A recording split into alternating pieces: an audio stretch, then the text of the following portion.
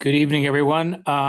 It is Thursday, March 20th, and I'm calling to order the special meeting of the Groton Board of Education Communications Committee at 6 p.m. And the first order of business is to discuss the topic of budget communications. I thought we might start with Rebecca discussing how we did this last year and any ideas she might have, and then open it up to board members for their thoughts. Sure. Hi, everyone. So historically, in terms of budget communications, we always have the budget on the website as well as the superintendent presentation, which is updated now to reflect that that is the board's budget. Last year, Susan had an opportunity to join the program Welcome to Groton through GMTV. And she and I were just discussing that earlier today to explore doing that again, where she explained some aspects of the budget and reviewed that. We are very active on now Parent Square, previously School Messenger, with sending out notifications to parents regarding when the town council or RTM meetings are. We were very active with that last year, particularly with everything that was going on with the budget last year and the RTM reinstating the cuts that the town council had cut. So we do very actively share that information with the community. We have to be careful about the tone of those communications because we can notify and inform and keep things very factual about what the budget reflects and what is in the budget and the opportunity to speak, but we cannot say the opportunity to speak in favor or against the budget. So we have to be neutral from a political standpoint in terms of any persuasion one way or another on the individual's comments on the budget. But like I said, we would certainly be sending things out. I know there's a little bit of concern about the timing of next Wednesday's meeting, given that that is parent-teacher conferences across the district, but hopefully some parents might be out going to a parent-teacher conference and be able to stop in afterwards. And certainly the parent-teacher conferences span a couple of days and a few hours. So hopefully that won't deter too many folks who would want to come out in support of the budget. We have not done printed materials across the community in the past, but we could certainly explore that. I know there is the presentation, and we could potentially take some key, nuggets that we think might be most impactful to members of the community and highlight those on a one-page flyer or sort of summarize some key points on a one-pager that we could send out. We could certainly send that out digitally, as well as make that available at the meetings or have that at the schools for parent-teacher conferences. But again, as long as we keep those things factual. So that's really a brief synopsis of what we've done in terms of communicating, again, those meetings, opportunities to speak on behalf of the students or the parents about the budget, and open to, how if you're in favor of additional communications around the budget and pushing out more information, we can absolutely do that. Okay, thank you very much. I do remember now, Susan, doing that program, and we also have, I know Joe Delacruz does a program on cable. I don't know if, that might be another venue, where Susan or maybe Susan and Bev could basically state our case. And I've shared with Bev, I'm a little uncomfortable with this small number of board members discussing such an important topic. That's why, I am more supportive of communication being something that's done in a COW, so we can get the feedback from all board members. But I did tell her that we'd go ahead with tonight's meeting to get things started. But I think, all board members may have ideas. And I really would rather open it up to all of them. I didn't realize time is of the essence with the public hearing next week, but this will be a process that will be going on for a few months. So I'm hoping we can get Absolutely. that. Yeah, I hope we can get that on a COW. I agree. I think we need to get those talking points out there. And so I'd be interested to see if anybody else on the committee has anything they'd like to add. Adrian. Yeah. Yeah, I mean, from my end, last year talking to a few people, one thing that it seems like might be effective is to break down the budget increase and in a couple of points, um, clearly show where the increase is.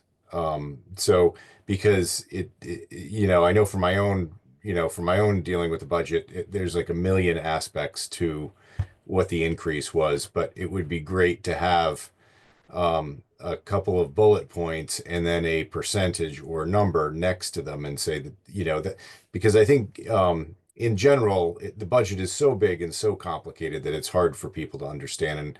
And my guess is that most people aren't going to really want to spend hours figuring it out. So, um, however we communicate this out, I think the communication needs to be accurate and a little bit concise and as far as what the increases are, and what we're trying, maybe some of the goals right next to those increases, what we're trying to do with the budget. So I don't know how anybody else feels about that, but I think it's important that we tell the district story of what the budget is, like you said, what the increases are, what that relates to in terms of goals and for our students, both in the academic as well as maybe extracurricular realm and things like tutors and the fundamentals that our students need, and that we're not losing any programs with this budget, that we're keeping, things consistent and fulfilling our obligations to our students. yeah.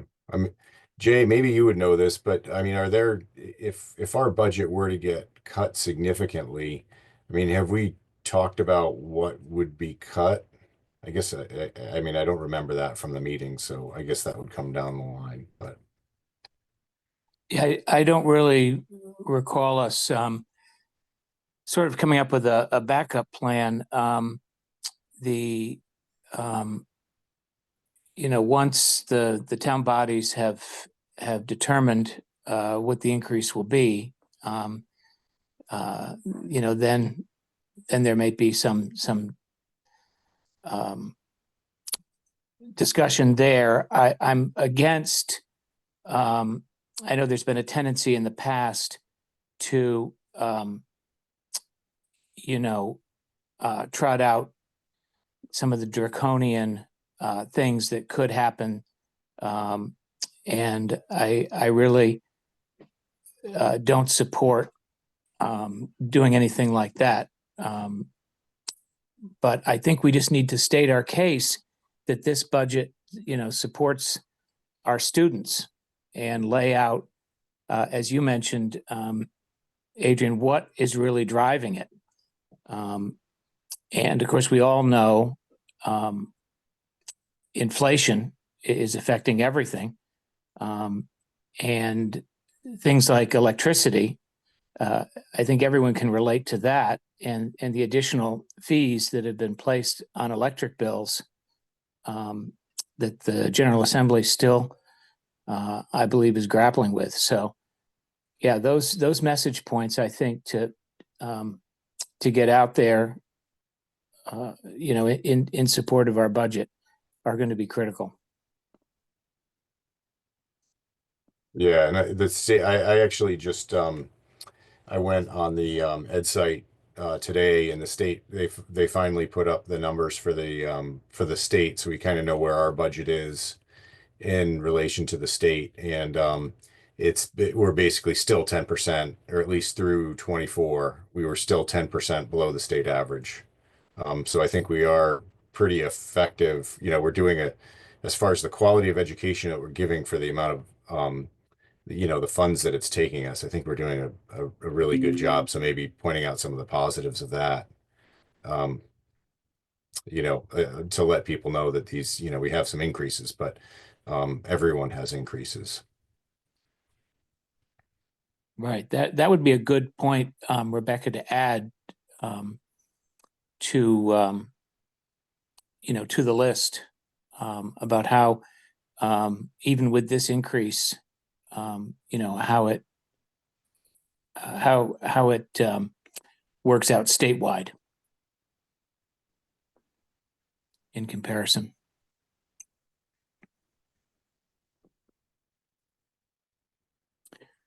Jen, did you have anything? I'm I'm in agreement with like the one pager at a district level, and like have like some of our facts, like basically a marketing brochure, right? And but then also show the budget to show, hey, this is where we were last year. This is where we are this year. It's a 6 point, I can't remember where we landed, 6.8, I think, increase. Um, just very high level, 5% related to salaries, benefits. And then you might want to lump in the benefits together to just show that as like maybe a 10% increase. I don't have the budget book in front of me. And then like our supplies, that's really gas, and then transportation, the big heavy hitters, because everything else that we added as a board, oh, and you can spike out some of the investments that we're making in our elementary schools.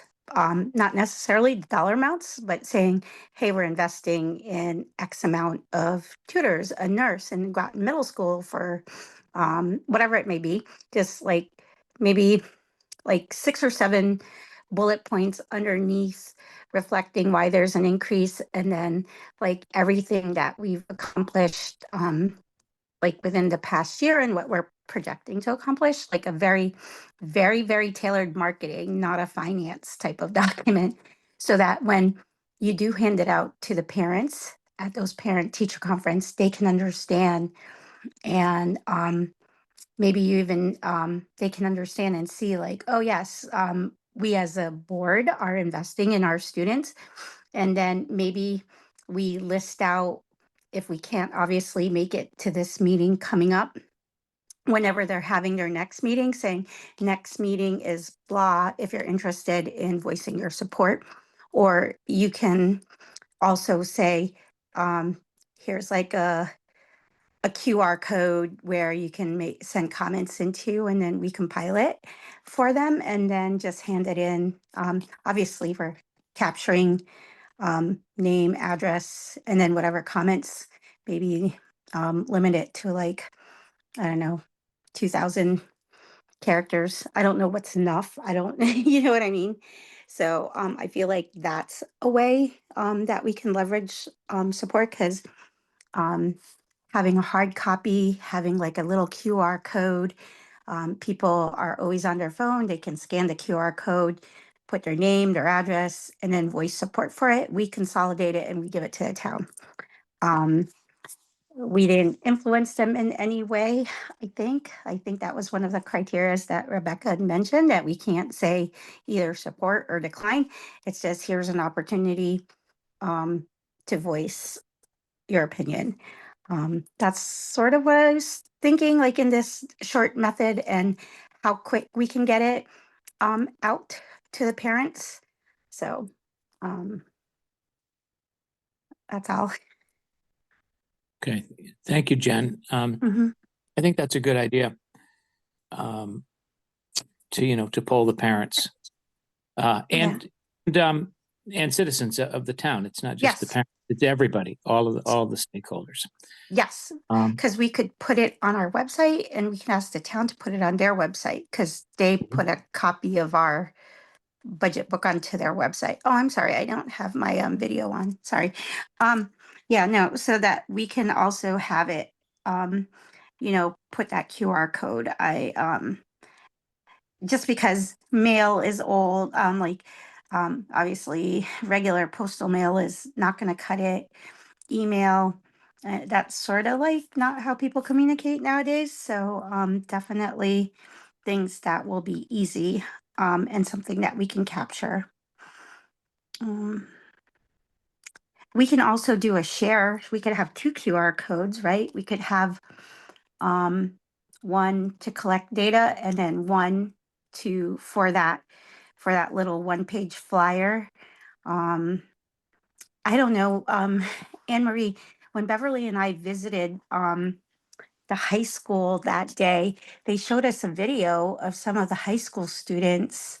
I don't know if we have a QR code, it's more like touchy-feely, like, hey, this is who our Groton students were, because I felt like that was the gist. And I think you guys use it for 8th grade to 9th grade transition for the middle school. So we can have things like that and then put them all together. We obviously always send out like the Fitch Falcon stuff like on a Friday. At least I used to get them on Fridays. So just thinking quick and fast here. all right.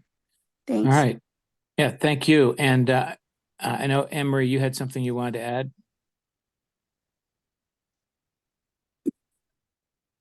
Forgot to go off mute there for a second.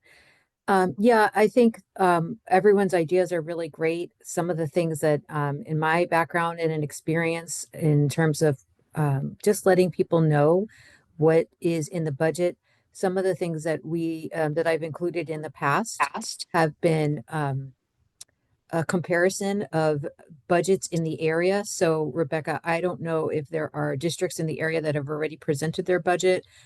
Usually there are. And so to that comparison, or even looking at statewide, what people are coming in at for increases. I always find that's helpful. And pairing that with the what Adrian said with the averages, the per pupil averages, I think that is usually powerful. And then I think the drivers obviously are really, really important for people, helping people understand what the increases are attributed to, and then usually forming some kind of story or theme around those drivers. So, obviously investing in our students is a big piece of that this year. And so really talking about what the student needs are and why we have those needs.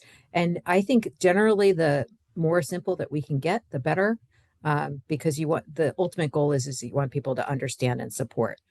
But I know that, you'll be able to, you and Susan, and I'm certainly willing and able to help with all of that.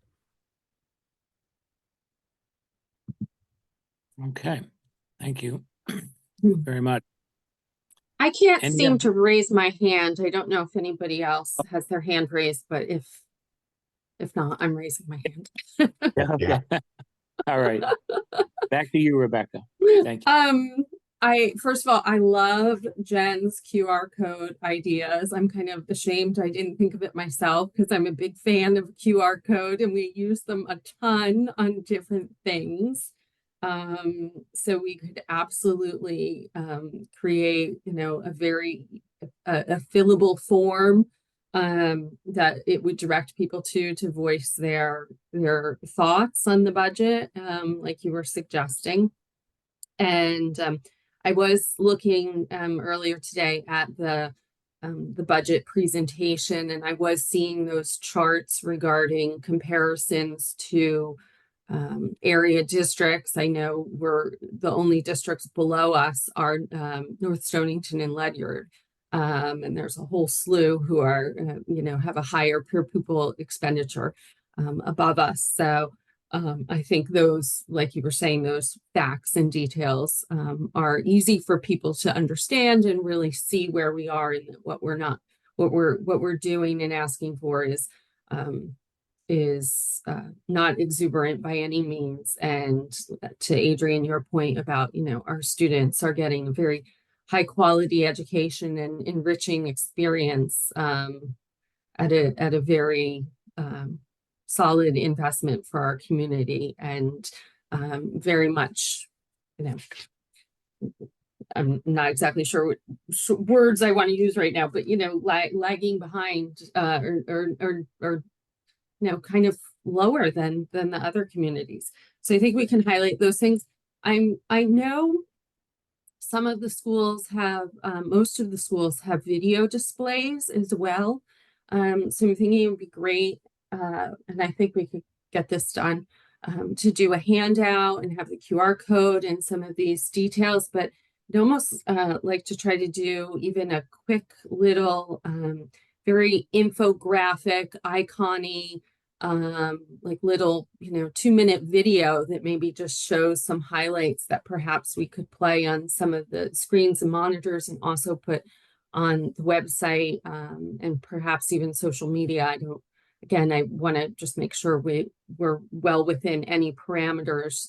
But again, as long as we keep it factual, I think we'll be fine. But I think a visual piece like that just plays and that people can see, and maybe has some photos bringing in that human element of who our students are, and showing them, or little video clips of them in the background, would be a nice add as well.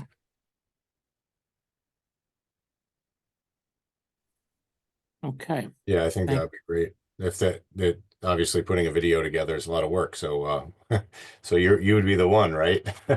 I would be the one. I could tell, well, we have, you know, we have some great tools and resources. So I would definitely start with the flyer, but I think we could probably get something together, Yeah. you know, All right. tomorrow, Monday, Tuesday, have it ready for Wednesday. So All right. Yeah, and again, this will be a process. This will be an ongoing process that kicks off with the public hearing, but then, you know, we'll go to the council and then the RTM. So, you know, we want to make sure that people have the opportunity to, you know, follow that whole process. do you All right, is there know, will anything- they accept comments if we were the ones who received the comments, and then we forward them on to the town or the RTM? Will they, is that acceptable? In terms of a public hearing, I don't think that if you submit comments that necessarily they would be read, but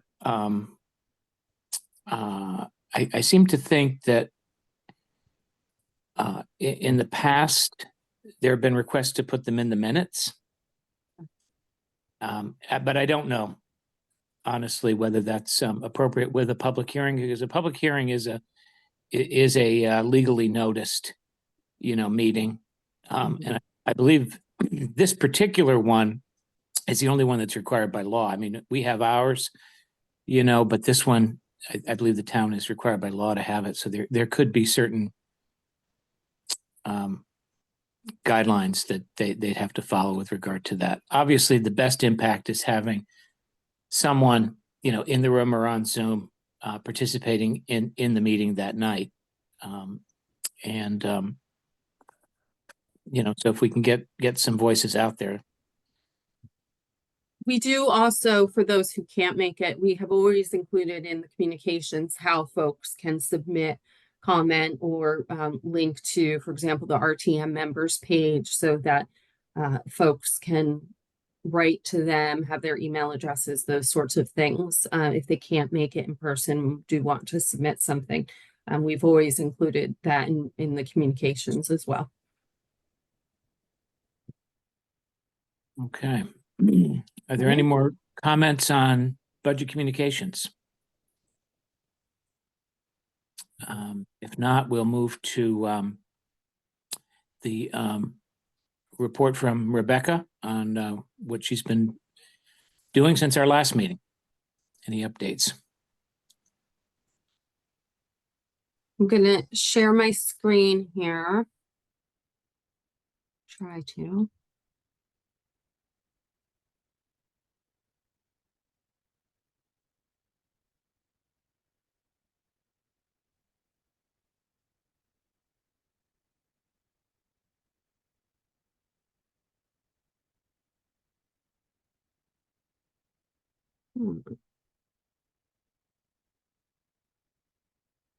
I have a presentation for you and I'm not, doesn't, oh wait. Okay, great. Just move this over here. Oops.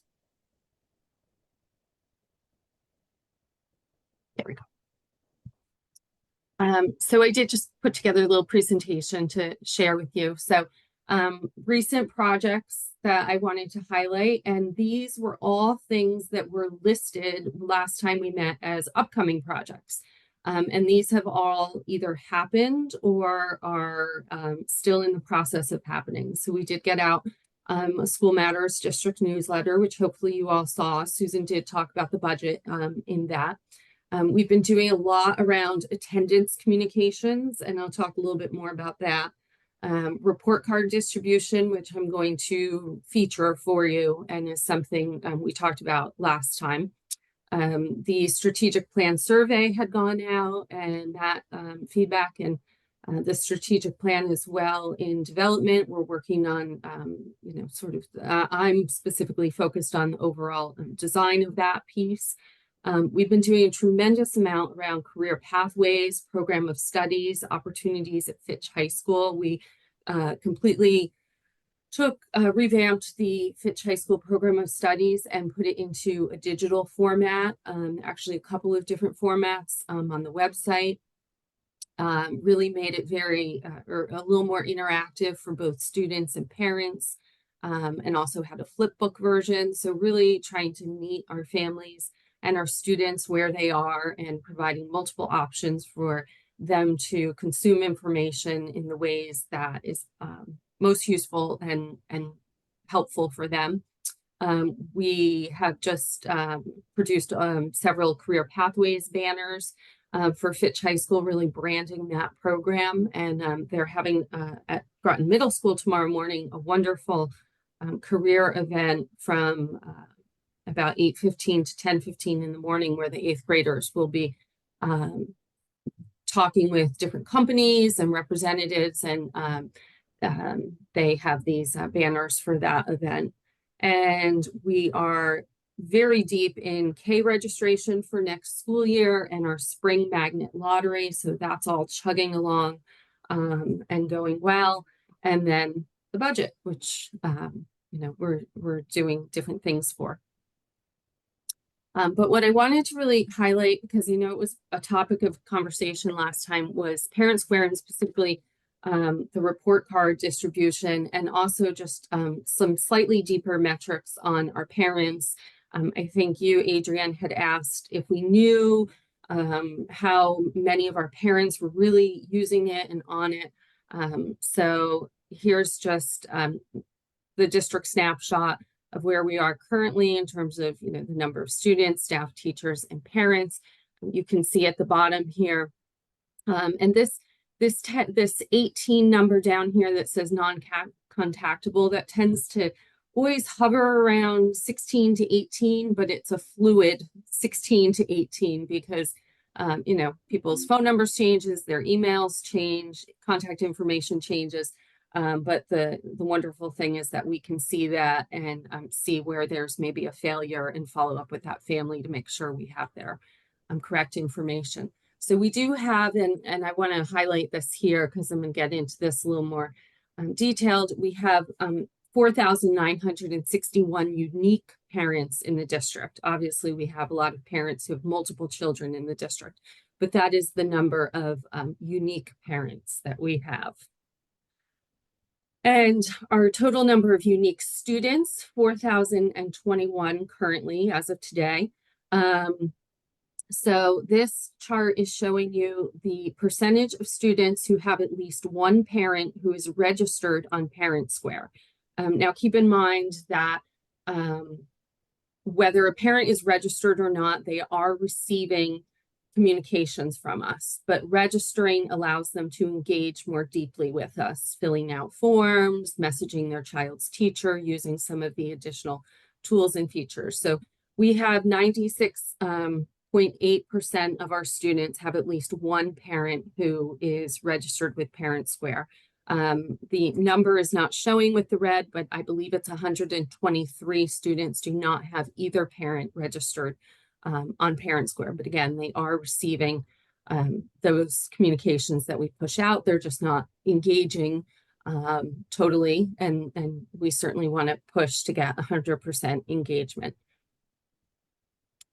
And then this just shows you a glimpse of the unique parents. So again, we have 4,961 unique parents in the district. Of those unique parents, 3,631 are registered and 1,330 are not. What does that mean? They're unregistered, but they're parents. So that just means they've never gone in and activated their Parent Square account. So again, they can't, when we send out a form, they need to log in to be able to fill out that form. Or they need to, if they want to send a message to their child's teacher, they need to have activated their account. And we regularly are pushing out activation emails to any unregistered parents so that we can say to them, you're not activated, go activate your account, and you can use these other features that are part of Parent Square. Yeah, Anne-Marie. So just so I'm understanding correctly, the chart, because we have so many parents that I think the percentage you had was 96, almost 97%.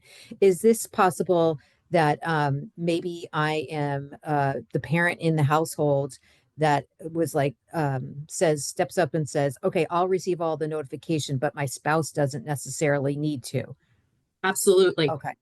Absolutely. And that's why I do think that's why I do think this is really the more telling chart, is that out of all of our students, 3,894 have at least one parent who is registered. So yeah, we certainly have a lot of military families, somebody who is on deployment, who, they may have never registered, or just one parent households. We certainly have some households where two parents or more are registered. So it just varies. But I think this is truly the more important number to focus on, is that out of our 4,021 students, this many have at least one parent who is able to engage via Parent Square. Does that make sense, Adrian? Yep. And that, I think what Anne-Marie was saying, it also makes sense, because I think I would have been one of those parents in the red piece of pie there for about half of last year, where Yeah. my wife did a lot of it, and she just told me about it. So yeah, and keep in mind, we have we're a very transient district. We have a lot of kids coming and going. So again, we are consistently pushing out very regularly those what we call the activation email. It's just a note saying, Groton Public Schools is on Parent Square, activate your account. And basically they just have to click on a link and they type in their email address or phone number. It has to be the email address or phone number that we have on file, which again is a nice security measure. So not just anyone can go in and sign up. And it could also be, we bring into Parent Square any individual who is marked in the SIS as having custody of the child or living with the child.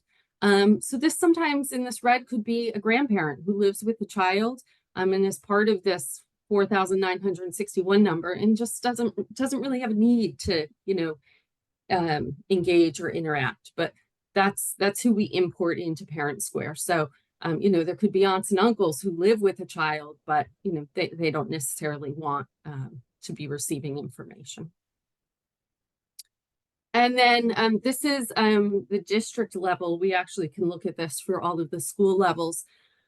But this again just is a slightly deeper look at some of the engagement tools that we use. But you can see what I really want to call out here is the direct messaging. And so that's the number of direct messages. So those are messages that you know, parents are sending directly to a teacher, to an administrator, to a coach. So 124,328 direct messages, and about 14,000 threads or strings of messages. So I think that's pretty telling and impressive to see that many people are using that feature. And I can, you know, I have an 8th grader in the district, and I message with his teachers or the administrator quite often. So that was what I really wanted to point out there. But you can see just some of the others. We're not using polls. Those are just 1-question polls. We haven't really been using that. And payment items we're not using, but I'm going to mention that later. So what I really want to get to, and I think you're going to hopefully be excited, or as excited as I was. Last time we talked about, we were getting ready to send out report cards. We were really disappointed in some of the report card views looking back at last year, the 23-24 elementary school trimester 1 report card views, well under 50%. And we talked about how, you know, teachers are putting a lot of effort into especially at the elementary level, the report cards. They add a lot of comments and context. And so this is what those parent views looked like last year, T1, and you can see what we jumped to this year, T1, sending them out Parent Square. And the percentage, the percentage of the views is, and I did add in the percentage increase over last year. So really a significant jump. Love seeing, you know, CB up at 95%. All of the others hovering right around 90%, which is still fantastic. Obviously, we'd like to get to 100%. And we had great parent feedback about how easy it was to look at the report card when they came out this way. So we were thrilled with these results. We're actually getting ready to send the T2 report cards out on Monday for elementary schools. Yes, Jen, you had a question? Yes, when you're counting the views, so let's just say I'm forgetful and I log in 5 times. Does it only count the first time I log No. in? Yes. So Okay. I should have noted that. So the parent views in this on this chart is showing you the number of students who had at least one parent view the report card. So for CK, for example, 315 students had at least one parent view the report card. Okay. Yeah, no, that's good. I wasn't sure how it was being tallied. So Yeah. okay. It's unique. It's unique. It's the number of it's the number of students whose report card was viewed by at least one parent. Viewed. Okay, perfect. Thank you. Adrian? Yeah, this is fantastic. So I yeah, I know. was discouraged because I know how much work it is for teachers to put together report cards. And I'm sure that the, you know, in addition to the parents being informed, the teachers are probably very happy that all of that work is going to something. You know, just in kind of that extra, you know, 3 days a year, well, 3 times a year when they have to spend a few nights or Yeah. more, whenever, doing report cards. So that's fantastic. I am wondering for non-English speakers, and we probably talked about this, but is it translated to, you know, Spanish or whatever other languages we have, you know? Yeah, so Mystic River actually did have about 20 report cards that went out in Spanish. And so they specifically are doing that for their Spanish speaking families. They weren't doing that at the other schools, and I'm not sure why. But it's something as I was putting this together, because the Mystic River report cards went out in 2 batches, the English batch and the Spanish batch. So when I pulled this together this afternoon, I looked at that again, and I want to ask Angela Wheeler about that, because I know we do have some non-English speaking families at the other schools. So I want to see how we can carry that over to the other schools. Yeah, so Parent Square doesn't offer like where you could just click on which language you can read, or They do for the text that we put into the post, or sort of the, hey, check out your child's report card is here, but the report cards are coming through as a PDF that we create, and it's like through the report creator in Power School. So the actual PDF document of the report card that's being sent is something we do. So we need to make that change. oh, all right. And do we know which parents may not or may have English as a second language, or not speak English at all? Do we Yes. have a pretty good idea of that, so we could Yes. figure that out? Yes. All right, great. Yes. And then now that we're down to just a few dozen students per school, is it possible to figure out other ways outside of Parent Square to get report cards to them? Yes. So the really nice feature that this secure document tool has is the schools, and they were provided with these instructions. They can go in and they can print the report cards for any families who did not view them. And it will only print those that were not viewed, and they can send those home with those children. All right. All right. Yeah, that's fantastic. This is great news. I'm really glad you brought this to us. So Yeah. thank you. I did have one assistant principal tell me, she specifically said before the report cards went out that the teachers put more effort into the comments because they felt more confident that the report cards were going to be viewed, knowing that they were going out this way. Yeah. Yeah, that's great. That's great. So, but wait, there's more. So here's, I just wanted to add real quick. I just wanted to say I agree with Adrian. This is fantastic. Such a turnaround compared to the results the last time. So great work on everybody's part who had something to do with bringing those numbers up. Thank you. so this is GMS, which I apologize. It says T1 here because I copied and pasted. It really should be S1, because GMS and Fitch only do report cards twice a year. So this was their S1 report card that went out. I can't remember the date, but January, I think late January. So again, last year they were at 213 views. And they got up to 667 views. Now, the secondary report cards do look a little different in terms of there's some shortened comments that say are provided, but there's not the depth of comments that sometimes you get at the elementary schools. And a lot of it is very similar to, what we see if you're an engaged parent in Power School and you're able to track and see your child's grades really in real time. And then the report card just kind of culls that together for you. But it's still nice to see that they're, even though the information is not that much different than what you're seeing in Power School on a regular basis, if you're tracking that, it is still nice to see that. I think just the ease of of how they go out via Parent Square does still make it very easy for the parent to click on and take a quick peek. And we do highlight that it has, the attendance information and summarizes those sorts of things for the parents. So hopefully they are finding them useful, and sometimes they have a need for the report cards for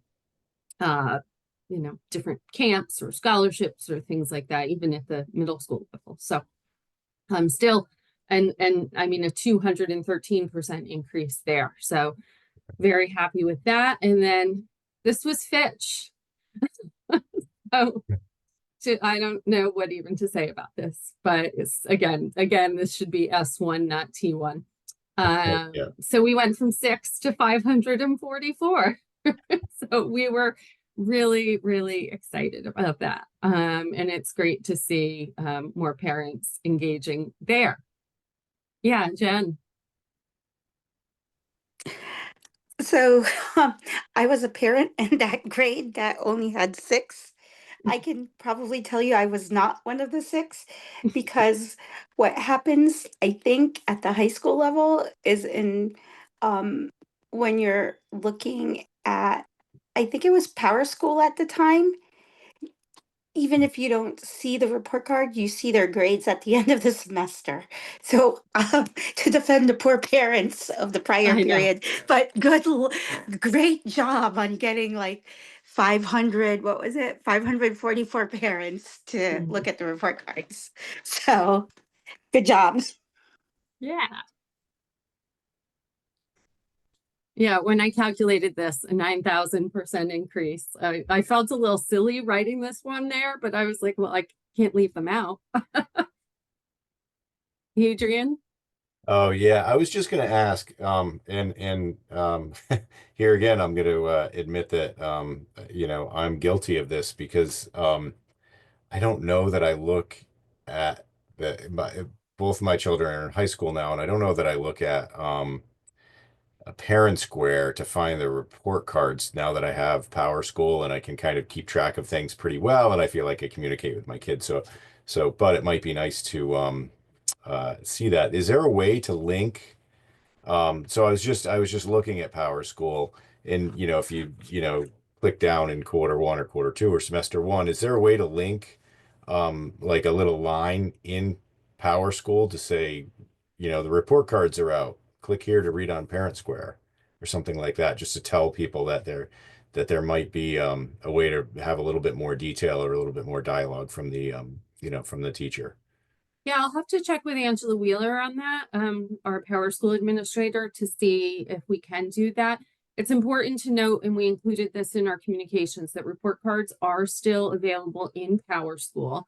Unfortunately, the Power School app is just not very user friendly, and it doesn't make it easy for parents to see them in there. They've really, as an organization, done themselves a huge disservice by that from a business standpoint, because folks like us are going to other platforms for these needs because they haven't made their platform user friendly or helping us deliver information to the parents. So I will ask if there's a way to link that, because they are easily stored in Parent Square and able to be viewed under alerts, but they are still in Power School as well. All right, thanks. Anne-Marie, were you?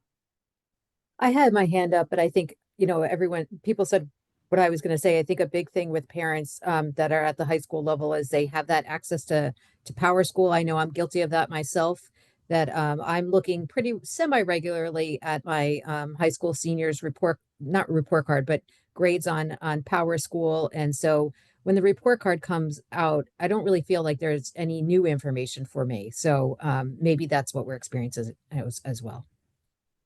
Yeah, I was not part of the 6 either last year. And but I did question it even myself this year, as I was looking at the report cards and saying, well, they really don't offer much.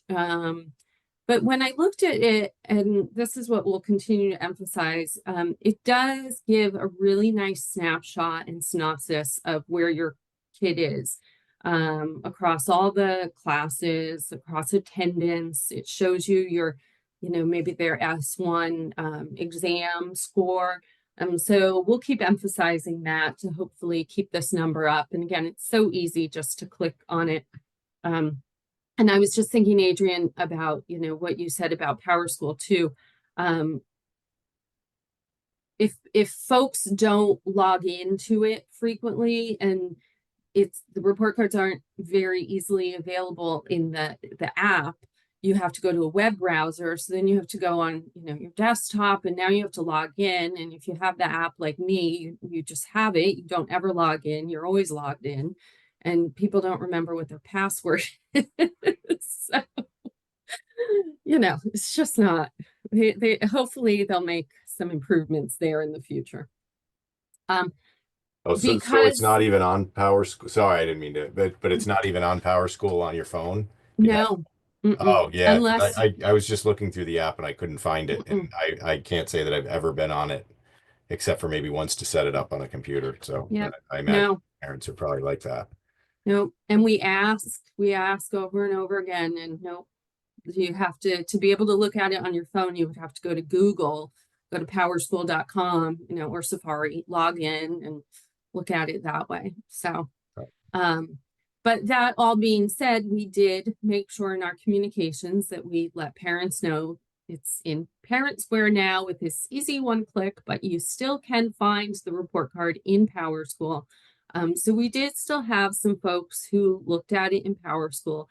So here I show you the total number of report cards delivered via Parent Square, which is the number of students, and then the number who viewed it in Parent Square, the number who viewed it in Power School, and then we looked at, again, unique views. So we looked at both of those pools of students and we removed any duplicates. So that bumped those percentages of people who, of students who had at least one parent look at their report card a little bit, because, the combined unique views, picked up a few. So this is just showing you that.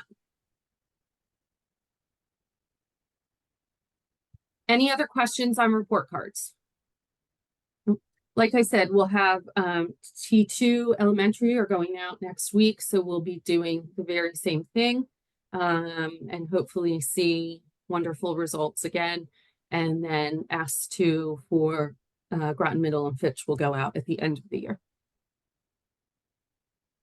Something else we enabled in Parent Square to help with parent engagement is we were using or are using a attendance notification alert in Parent Square that goes out to parents saying, your child is absent, has been marked absent from school today. And we enabled something called Parent Notes, which now allows parents to respond to those attendance notifications. And, I could write back and say, hello, my son was absent today because he was sick. And send that back, and that goes back to the attendance clerks at the schools. So it's intended to support, again, make it easy for parents to reply. They don't need to worry about sending a note back with their child if it's below 9 absences. So it helps with the parent engagement and that compliance piece for under the 9 absences. And the notification goes back to our attendance clerks with the student's name, the student's ID number, the parent's information. It's very secure and includes a lot of detail for them. And then, once somebody does have 10 absences, there are different documentation requirements. So they can certainly still respond to that, but then they still do have to send something back with their student or potentially provide other documentation. So we're doing a lot of work around attendance and trying to remind parents, try not to be absent from school for different reasons. We had produced these postcards for all of the schools that say school is better with you, that they are using both for positive shout outs or to mail home and say, hey, we miss you, for maybe kids who have become chronically absent. But just also trying to again, make it easier for parents to just comply with what they need to do and stay engaged with their child's education.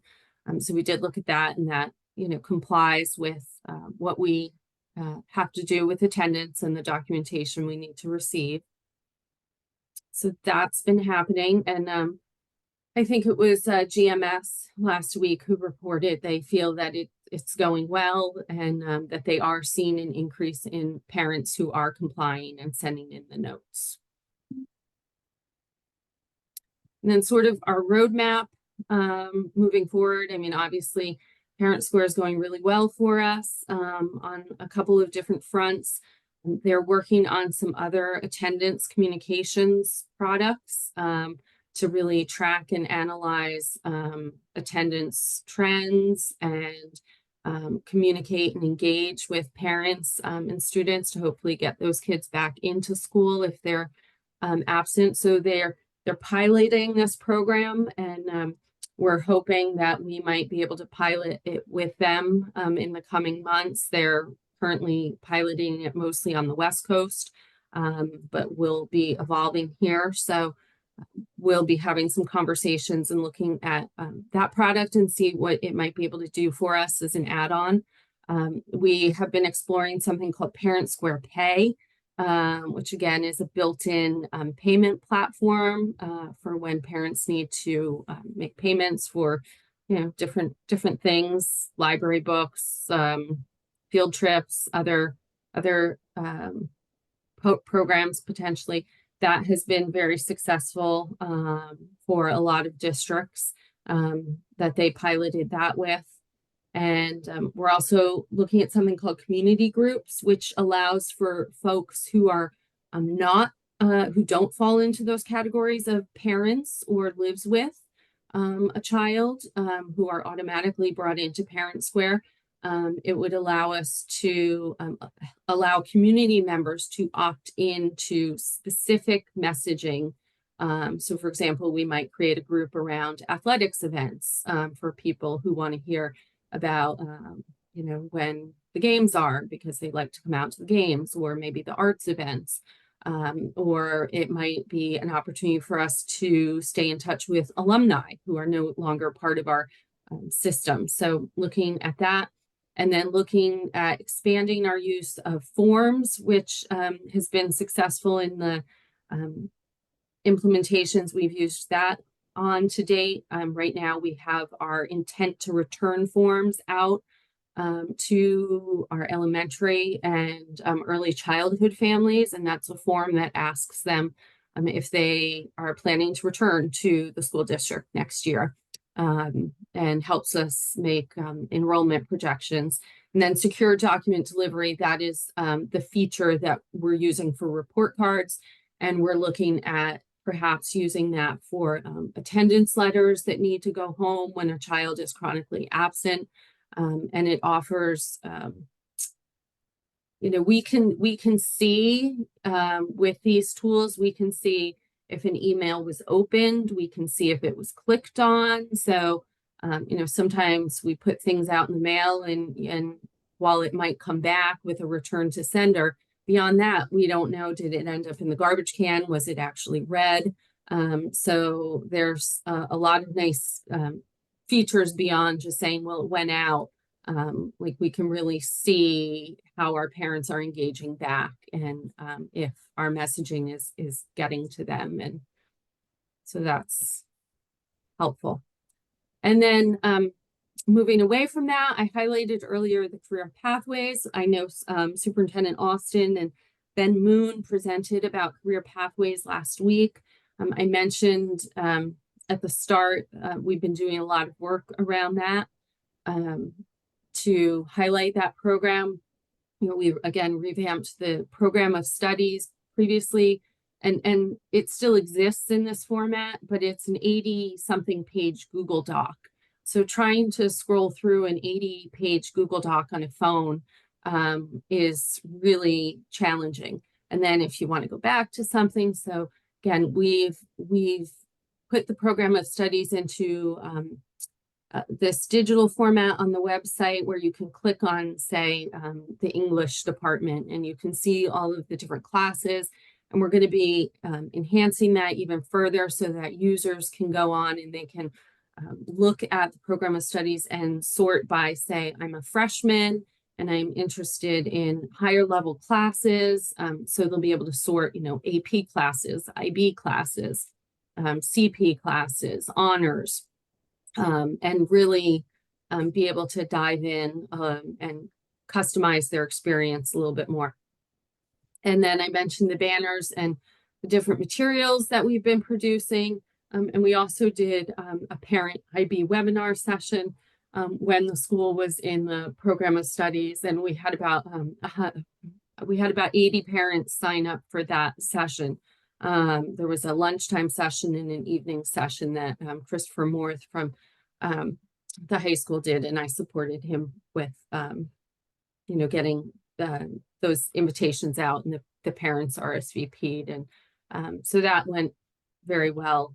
So we, again, getting in front of the parents at the secondary level about all of the different curricular options and opportunities available to their students, and trying to really meet our parents and our students where they are in terms of how they like to receive information, how they digest information, and not just taking a one-size-fits-all approach, so that they can, everybody takes things in differently. So providing a lot of different options for folks. And this is just a picture of those banners I mentioned that we set up in the office yesterday and had in the hallway, and will be over at GMS for their event tomorrow. So it focuses, there's a single banner that highlights all of our different clusters and pathways at Fitch. And then there's a banner for each cluster. So that's what I picked to highlight for you tonight, but happy to answer any questions, or if I didn't bring up something you're curious about, happy to talk to you about that. Great work, Rebecca. Thank you very much. I'm glad to see that we're continuing to expand the uses of Parent Square. Like you said, actually track whether these communications are even being received. So I can see a lot of hard work went into that. So thank you very much.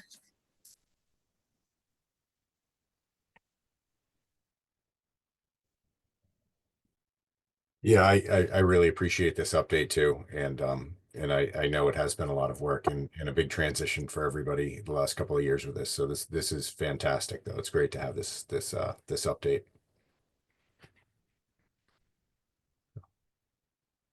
Jen, did you have anything? No, just concur with what both you and Adrian had mentioned. All right.